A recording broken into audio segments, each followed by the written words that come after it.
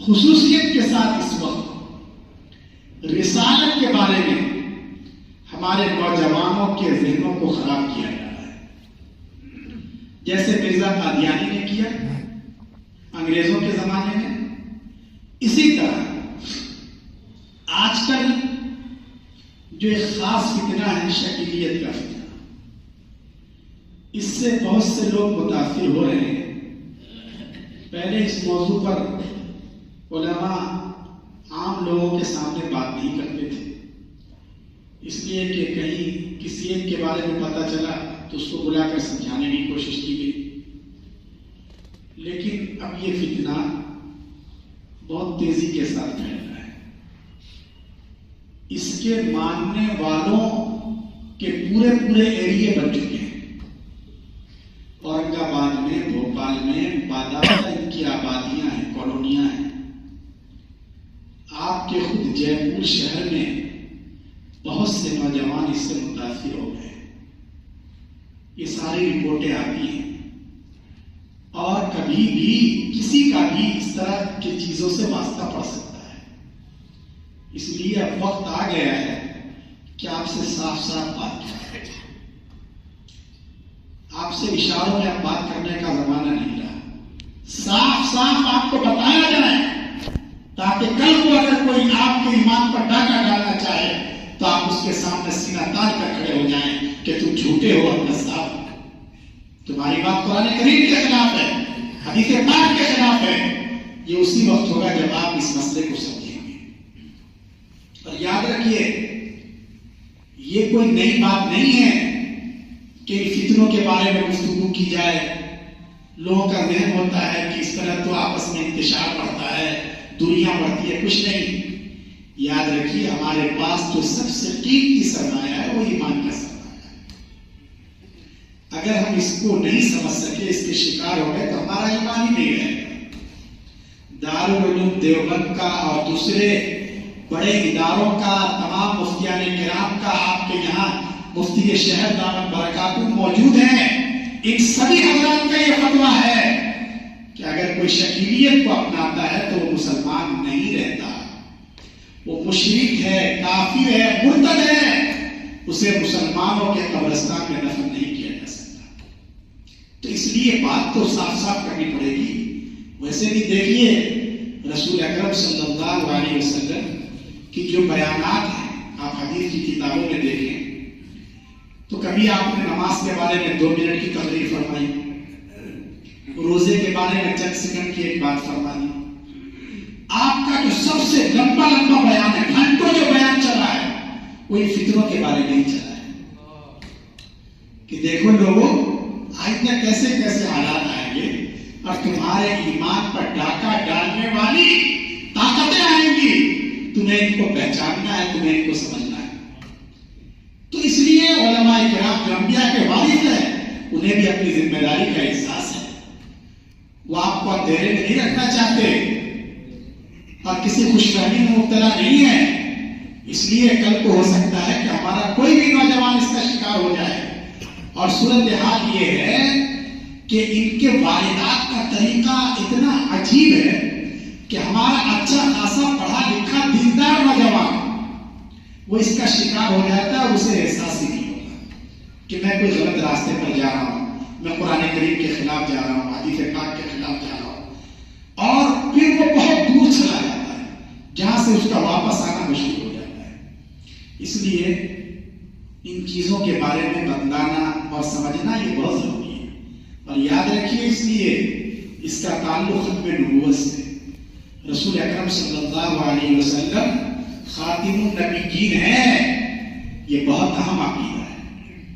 اور اس نسبت سے اگر کوئی بھی خدمت کرتا ہے، پروگرام کرتا ہے، اس پروگرام کا حصہ بنتا ہے تو یہ معمولی چیز نہیں ہے۔ بھائی نماز کا تعلق، روزے کا تعلق ہماری ذات سے اور اعمال سے، لیکن ختم نبوت کا تعلق خود رسول اکرم صلی اللہ علیہ وسلم کی ذات گرامی سے ہے، اس لیے کہ یہ آج صلی اللہ علیہ وسلم کی گستاخی کر رہے ہیں۔ اس لیے آج کی جو مجلس ہے، اس مجلس کو آپ معمولی نہ سمجھیں، یہ مجلس آپ کے لیے آخرت میں نجات کا ذریعہ بن سکتی ہے۔ اس لیے کہ آج آپ کیوں بیٹھے ہیں؟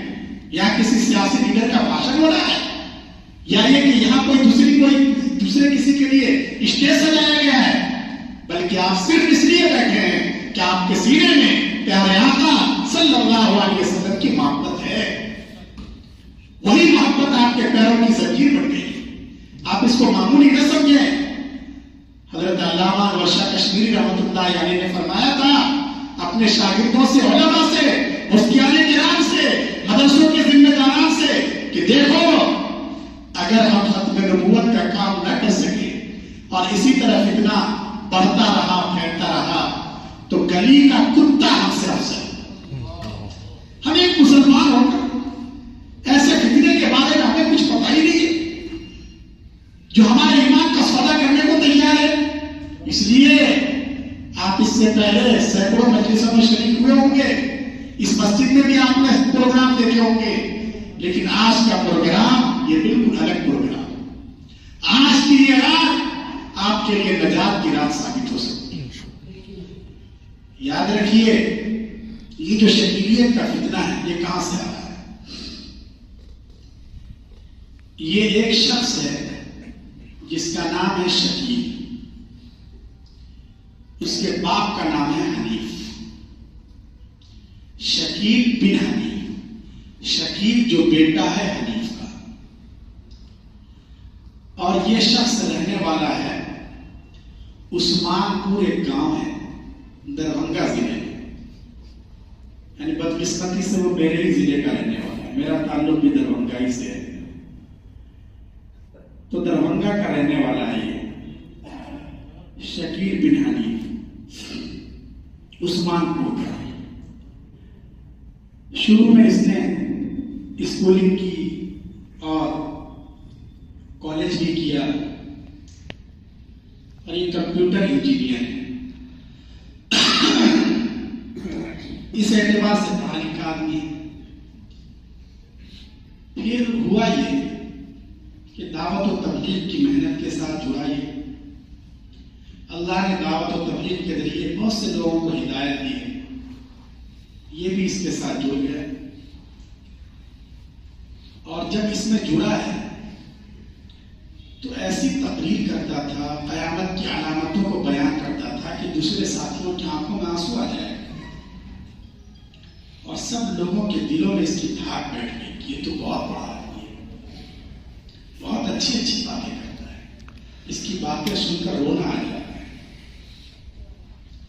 لوگ اس کے ساتھ رہے. وہ دہلی میں کام کرتا رہا، اپنا شاستری نگر کے آس پاس رہا. نبی کریم کو اپنا ٹھکانہ اس نے بنایا. کچھ دنوں کے بعد اس نے اپنا اصل رنگ دکھانا شروع کر دیا، اور اس نے 2 دعوے کیے. اکیلا آدمی 2 آدمی ہونے کا دعویٰ کر رہا ہے. ایک تو اس نے یہ دعویٰ کیا کہ میں مہدی ہوں. کون ہوں؟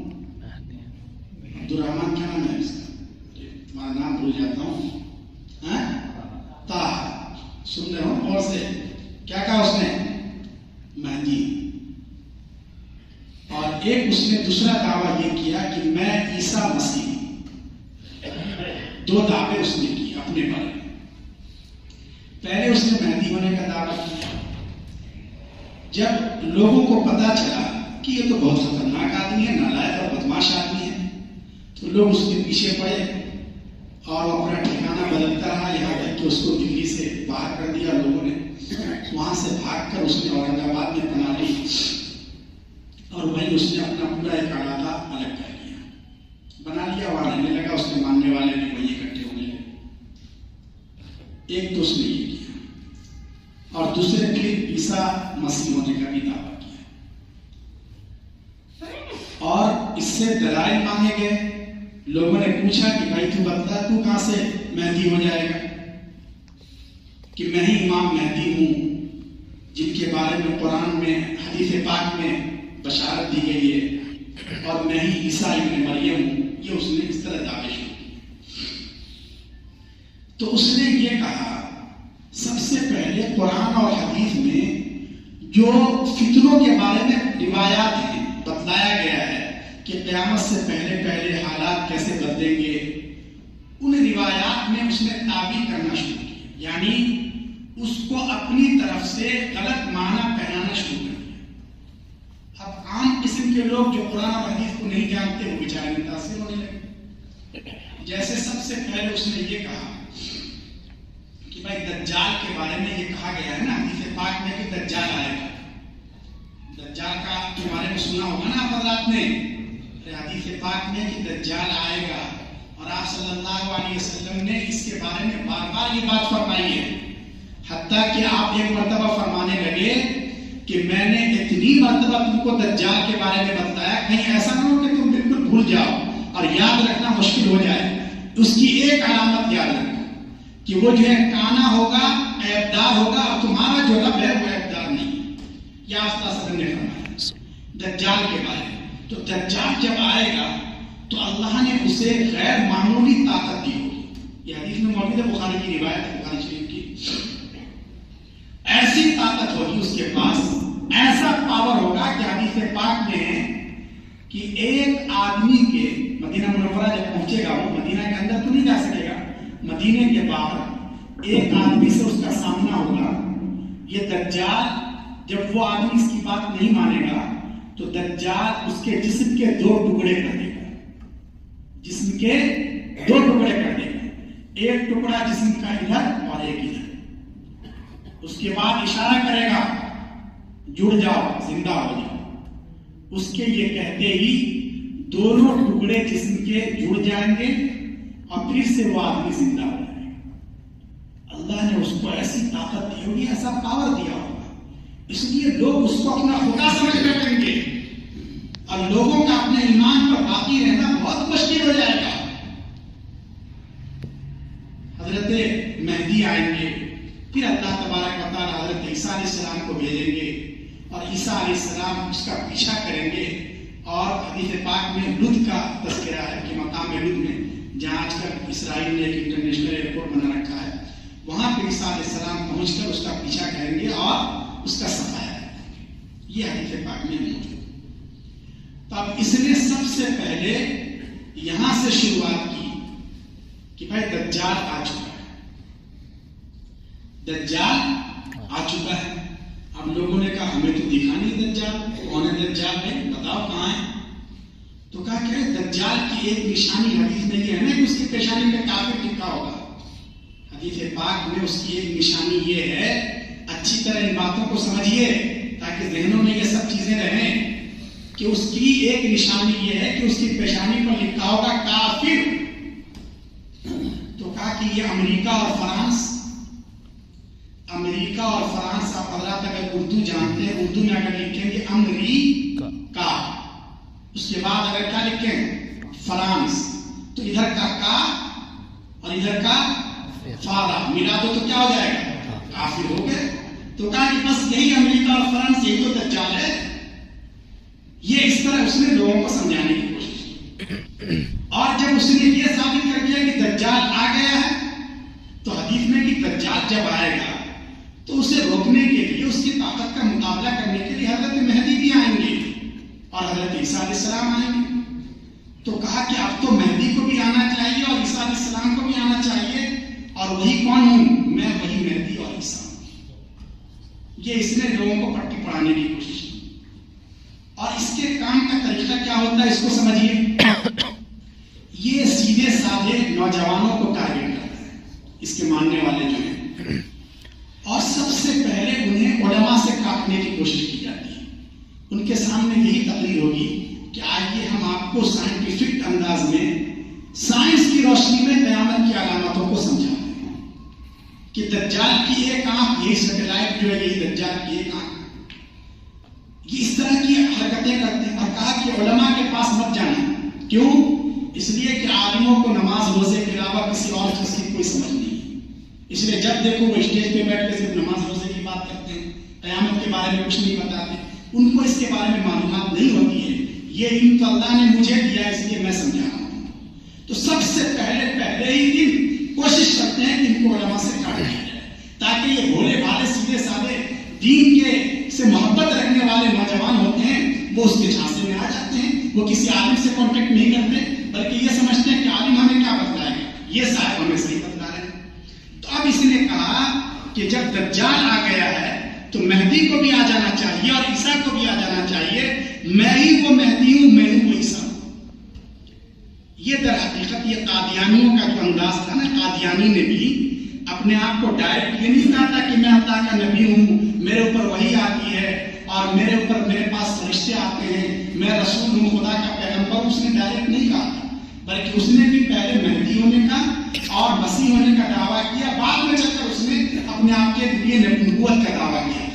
یہ بھی اسی طرح اسی ڈگر پہ چل رہا ہے, اسی ٹریک پہ چل رہا ہے. حالانکہ اس کا یہ جو دعویٰ ہے یہ دعویٰ انتہائی بالکل جھوٹا دعویٰ ہے اور کوئی بھی آدمی اس کو سمجھ سکتا ہے. لیکن کچھ موٹی موٹی باتیں آپ کو بتائی جا رہی ہیں تاکہ آپ اس سے اندازہ لگائیں کہ یہ کتنا جھوٹ بول رہا ہے, سفید جھوٹ بول رہا ہے. بالکل موٹی موٹی باتیں, بہت زیادہ علمی انداز کی باتیں آپ کے سامنے نہیں کی جا رہی ہیں. موٹی موٹی باتیں آپ یاد رکھیں تو آپ اپنی بھی حفاظت کر سکتے ہیں, اپنی نسلوں کی اور نوجوانوں کی حفاظت کر سکتے ہیں. یہ اپنے آپ کو کہہ رہا ہے کہ میں مہدی ہوں, یعنی امام مہدی جو آئیں گے اور جن کے ذریعے اللہ تبارک و تعالیٰ اس امت کو عروج عطا کریں گے. حالانکہ اس کا یہ کہنا کہ میں مہدی ہوں بالکل غلط ہے. کیوں غلط ہے؟ رسول اللہ صلی اللہ علیہ وسلم نے مہدی کے بارے میں بالکل کلیئر کر دیا ہے. ابو داؤد شریف کی روایت ہے اور حدیث نمبر ہے 4282. ابو داؤد شریف ہے نا, کون سی کتابوں میں سے؟ حدیث کی جو 6 کتابیں ہیں جن کو کیا کہا جاتا ہے؟ سیاہ ستہ, جس میں بخاری شریف ہے, مسلم شریف ہے, ترمذی شریف ہے, ابو داؤد شریف ہے, نسائی شریف ہے, ابن ماجہ شریف ہے. اس میں سے ایک اہم کتاب ابو داؤد شریف. ابو داؤد شریف کی حدیث نمبر 4282 میں رسول اللہ صلی اللہ علیہ وسلم نے فرمایا کہ وہ جو مہدی ہوں گے ان کا نام ہوگا محمد. کیا نام ہوگا؟ محمد. ان کے والد کا نام ہوگا عبداللہ. جیسے آپ صلی اللہ علیہ وسلم کا نام محمد ہے نا, اور آپ صلی اللہ علیہ وسلم کے والد کا نام عبداللہ ہے, ایسے ہی وہ جو مہدی ہوں گے اس حدیث میں کلیئر ہے کہ ان کا نام ہوگا محمد اور ان کے فادر کا نام ہوگا عبداللہ. اب ذرا اور یہ دیکھیے, اس کا نام کیا ہے؟ شکیل. اور اس کے باپ کا نام کیا ہے؟ حنیف. کہیں سے محمد نہیں ہے. اس نے ایک مرتبہ کہا کہ نہیں, میرا نام محمد شکیل ہے. کیا کہا؟ محمد شکیل ہے. تو ہمارے ماشاءاللہ جو ختم نبوت پر کام کرنے والے نوجوان ہیں آپ کے شہر میں بھی الحمدللہ, ہمارے انجینئر صاحب نواب کے کوئی لوگ علماء ہیں, سب لگے ہوئے ہیں. تو انہوں نے اس کے اسکول کے اور کالج کے جتنے ایویڈنس تھے اور سرٹیفکیٹ تھے سب نکلوائے. تو سرکاری کاغذ میں بھی ہر جگہ اس کا نام شکیل ہے, کہیں محمد شکیل نہیں. حالانکہ مسلمانوں میں عام طور سے کہ طاہا کو محمد طاہا کر دیا, طلحہ کو محمد طلحہ کر دیا, اس کے نام میں کہیں محمد ہے ہی نہیں. تو اس کا نام ہے شکیل, اس کے باپ کا نام ہے حنیف. اور آپ صلی اللہ علیہ وسلم فرما رہے جو مہدی ہوں گے ان کا نام ہوگا محمد اور ان کے والد کا نام ہوگا عبداللہ. کلیئر ہے نا بات؟ اسی طرح ابو داؤد شریف کی اسی روایت یعنی 4284 نمبر کی روایت ہے, اس میں آپ صلی اللہ علیہ وسلم نے فرمایا ہے کہ مہدی کوئی معمولی آدمی نہیں ہوں گے. مہدی جو ہوں گے وہ رسول اللہ صلی اللہ علیہ وسلم کی فیملی سے ہوں گے. حضرت فاطمہ رضی اللہ عنہا کی اولاد سے. رسول اللہ صلی اللہ علیہ وسلم کی کوئی نرینہ اولاد نہیں تھی, آپ کے بیٹے بچپن میں ہی انتقال کر گئے تھے. اس لیے آپ کا جو خاندانی سلسلہ چلا ہے وہ حضرت فاطمہ رضی اللہ عنہا کے ذریعے چلا ہے. تو آپ صلی اللہ علیہ وسلم نے فرمایا کہ جو مہدی ہوں گے وہ میری نسل سے ہوں گے, حضرت فاطمہ کی اولاد سے ہوں گے. اب ذرا شکیل سے کوئی پوچھے کہ تم کس نسل سے تعلق رکھتے؟ ارے وہ تو ایک ہندوستانی فیملی سے تعلق رکھتا ہے. بہت سے لوگوں نے اسے خان صاحب کی کہا کہ یہ خان ہے, تو بہرحال اس کا تعلق آپ صلی اللہ علیہ وسلم اور حضرت فاطمہ رضی اللہ عنہا کی نسل سے ہے ہی نہیں. پھر یہ کیسے مہدی ہو جائے؟ یہ بالکل صاف صاف ہے نا. اسی طریقے سے ابو داؤد شریف کی روایت ہے 4285 نمبر کی. اس میں یہ ہے کہ وہ جو مہدی آئیں گے وہ دنیا پر حکمرانی بھی کریں گے، ان کے پاس پاور ہوگا، ان کے پاس آرمی ہوگی، ان کے پاس ججز ہوں گے، ان کے پاس عدالت کا ایک نظام ہوگا، سارا ایک سسٹم ہوگا جس کو وہ لے کے چلیں گے اور دنیا میں امن کو عام کریں گے۔ اور شکیب بن حنیف یہ حکومت کا دعویٰ کر سکتا ہے؟ ایک چھوٹے سے گاؤں میں بستی میں جا کے چھپا ہوا ہے، وہاں سے نکل بھی نہیں سکتا۔ حالانکہ حدیث میں یہ کہا گیا ہے کہ جو مہدی ہوں گے ان کے پاس پاور ہوگا، ان کے پاس حکومت ہوگی، سارا سسٹم ہوگا، سارا نظام ہوگا۔ اس لیے یہ آدمی چاہے کوئی جھوٹا کہے نہ کہے، حدیث پاک پہ اس کو بالکل جھوٹا کہہ رہی ہے۔ حدیث کی روشنی میں یہ آدمی جھوٹا ہے۔ اسی طرح ترمذی شریف کی ایک روایت ہے، اس کا حدیث نمبر ہے 2232۔ کتنا نمبر؟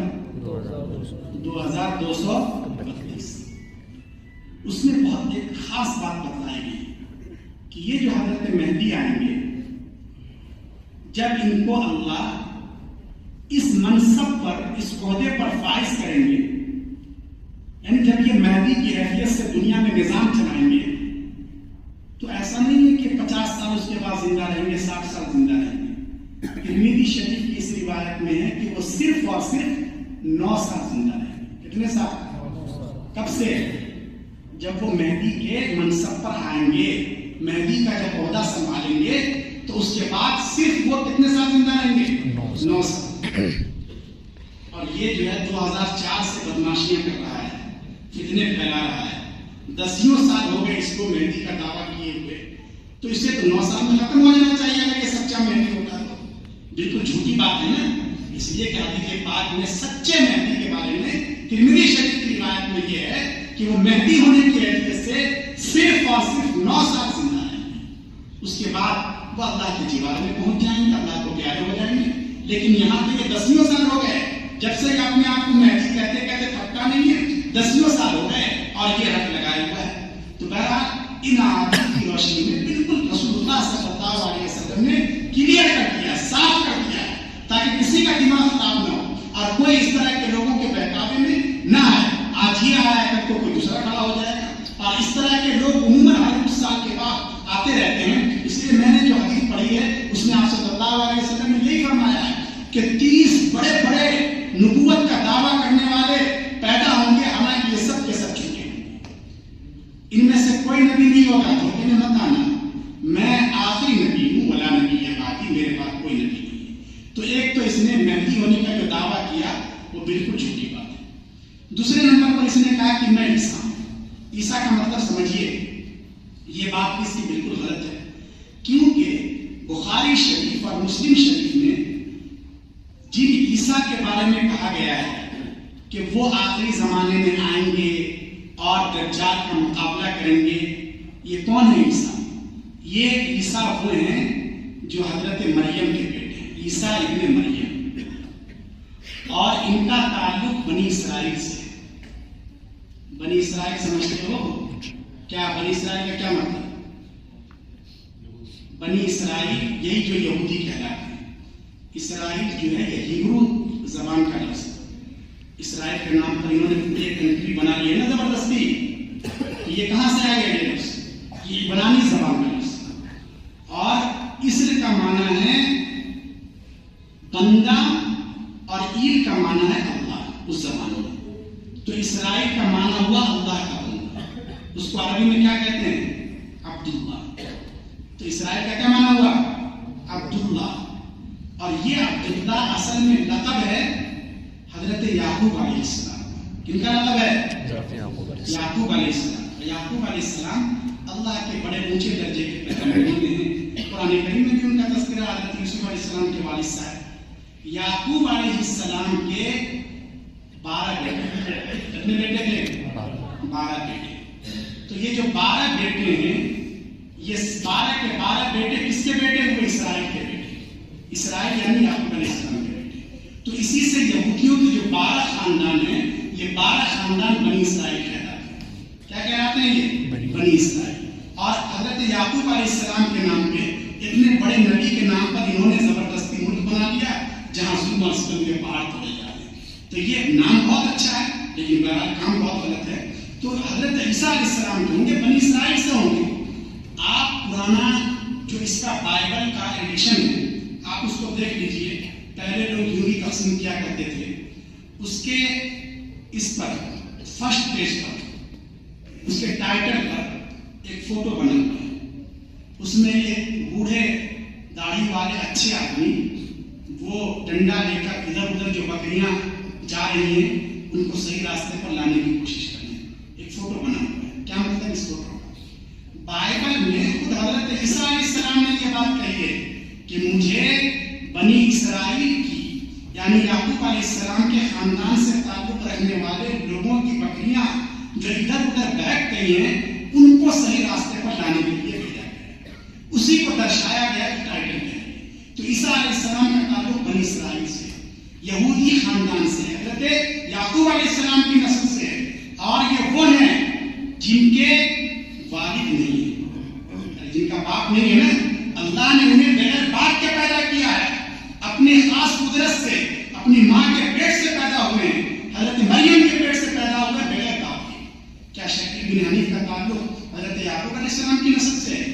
ارے بنی اسرائیل سے ہے یہ, یا بغیر باپ کے صرف ماں کے پیٹ سے پیدا ہوا ہے؟ بالکل نہیں. تو اس لیے اس کا اپنے آپ کو عیسیٰ کہنا کہ میں ہی وہ عیسیٰ ہوں یہ بالکل جھوٹ بات ہے.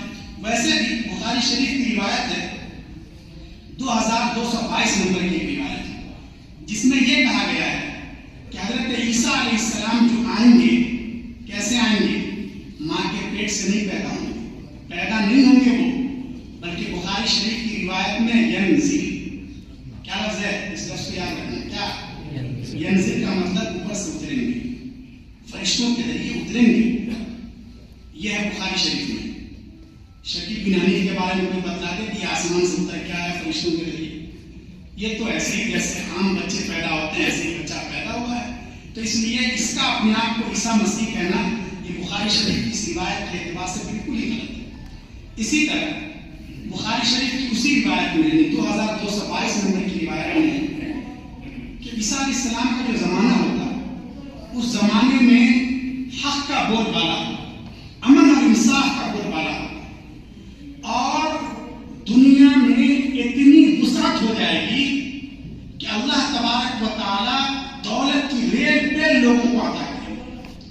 زمین اپنا پورا خزانہ باہر نکالے گی, بارش بھی خوب ہوگی, بڑے بڑے سائز کے پھل ہوں گے. حتیٰ کہ صورتحال یہ ہوگی کہ ایک آدمی اپنی زکات اور صدقہ لے کر باہر نکلے گا لیکن اسے کوئی زکات لینے والا ملے گا نہیں, پریشان ہو جائے گا. اس لیے کہ اللہ نے سب کو عطا کیا, اللہ نے سب کو نواز رکھا ہے. یہ عیسیٰ علیہ السلام کے زمانے میں ہوگا, یہ ہونے والا ہے. یہ روایت موجود ہے بخاری شریف میں. تو کیا یہ اگر عیسیٰ ہے تو اس کے زمانے میں اس طرح کی بہتات ہو گئی ہے کہ کوئی صدقہ اور زکات لینے والا ہی نہیں ہے؟ ایسا ہے کچھ؟ بالکل نہیں, یہ بالکل جھوٹ باتیں ہیں. اسی طرح ایک آیت ہے قرآن کریم میں سورہ نساء کی آیت نمبر 159, اس میں کون سی آیت ہے؟ وَإِن مِّنْ أَهْلِ الْكِتَابِ, پڑھو پوری آیت. إِلَّا لَيُؤْمِنَنَّ بِهِ قَبْلَ مَوْتِهِ. ماشاءاللہ یہ حفظ کر کے پھر اسکول کی تعلیم لے رہے ہیں, بڑی بات ہے ماشاءاللہ. تو وَإِن مِّنْ أَهْلِ الْكِتَابِ إِلَّا لَيُؤْمِنَنَّ بِهِ قَبْلَ مَوْتِهِ. کیا مطلب اس کا؟ قرآن کریم کی آیت ہے یہ. اس میں اللہ تعالیٰ نے یہ بات بتلائی ہے کہ دیکھو عیسیٰ علیہ السلام جب آئیں گے تو عیسیٰ علیہ السلام پر ہر یہودی اور عیسائی ایمان لے آئے. ان کے آنے کے بعد دنیا میں کوئی یہودی اور عیسائی باقی نہیں رہے گا, سب کے سب مسلمان ہو جائیں گے. قرآن کریم کی آیت کی تفسیر ہو چکی ہے. تو کیا شکیل بن حنیف کے اوپر بھی کوئی یہودی یا عیسائی مسلمان ہوا ہے؟ بلکہ اس سے تو لوگ کیا ہو رہے ہیں, اسلام سے پھر رہے ہیں, مرتد ہوتے جا رہے ہیں, کافر اور مشرک ہوتے جا رہے ہیں.